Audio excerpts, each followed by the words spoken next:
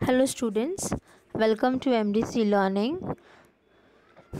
Today we will be learning about part 1 of your chapter number 2, that is Human Rights for Standard FI BCom, and the subject is Foundation Course. So let's begin.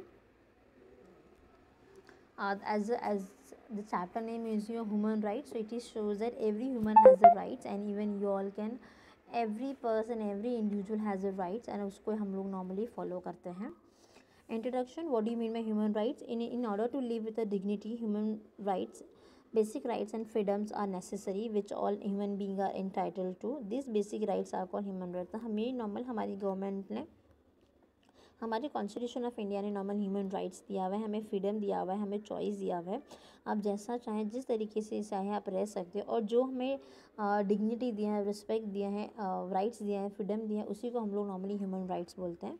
Most of time पे human rights इसलिए बनाए गए हैं ताकि हमारे साथ में कुछ गलत बर्ताव ना हो, कोई हमारे साथ में बिल्कुल भी डिस्क्रिमिनेशन ना हो, और हम लोग हर एक अलग पर्सन का अलग अलग फुली पोटेंशियल है, अपॉर्चुनिटीज़ है, जिसको नॉर्मल ग्रैब करके ह्यूमन राइट्स को फॉलो कर सकते हो.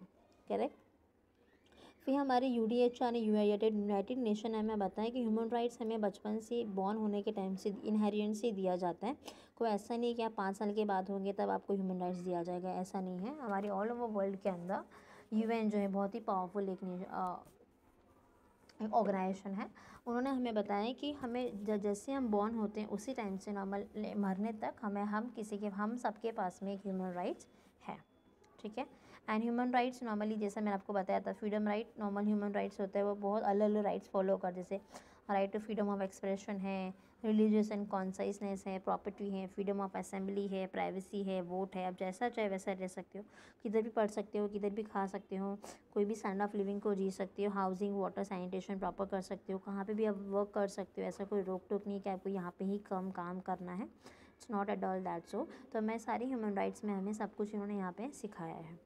Then this are the features of human rights. Normal universally applicable है, खाली बाहर हमारी फॉर इंडिया में नहीं, ये ऑल ओवर वर्ल्ड में एप्लीकेबल है. हर एक पर्सन, इंडिविजुअल को ह्यूमन राइट्स दिया गया है, वो जैसा चाहे नॉर्मल ह्यूमन राइट्स को फॉलो कर सकते हो, और यूनिवर्सली एप्लीकेबल है.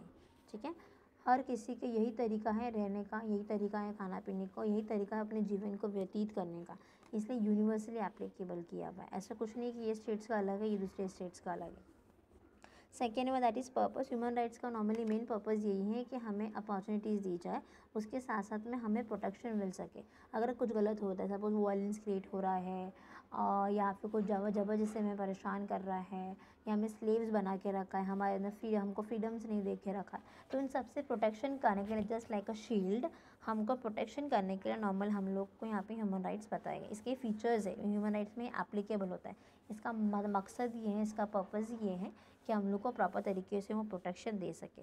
Third one is conditions of social life. डॉफल सोशल लाइफ को फॉलो करने के लिए हमें ह्यूमन राइट्स दिया गया है. जैसे राइट टू इक्वालिटी है, तो राइट टू इक्वालिटी हम लोग सोशल लाइफ में बिलीव रखते हैं, करेक्ट. तो हमें इक्वालिटी फॉलो करने दिया है इन्होंने, और उसी तरीके से हमें सिखाया है, उसी तरीके से हमें उन्होंने बताया है, जिससे हमें उनको फॉलो करना चाहिए.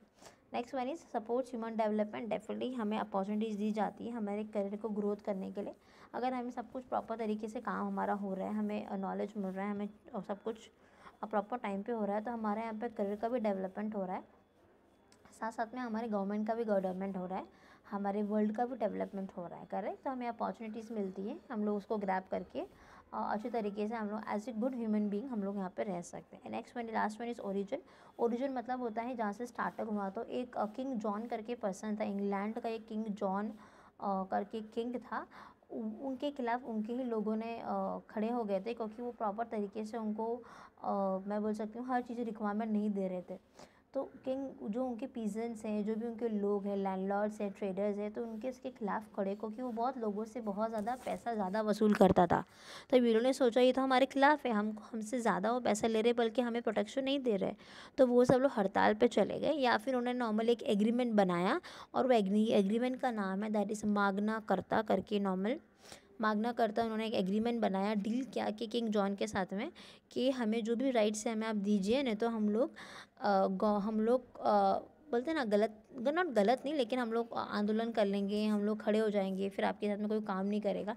तो उसने सोचा, वो क्या सोचा कि मेरी कुर्सी बचाने के लिए, अपने आप को अच्छा करने के लिए वो एग्रीमेंट बन गया और उसी टाइम से नॉर्मल ह्यूमन राइट्स फॉलो हो गया। मतलब वो लोगों ने अपने ही राइट्स के लिए अपने ही किंग से लड़ने लगे।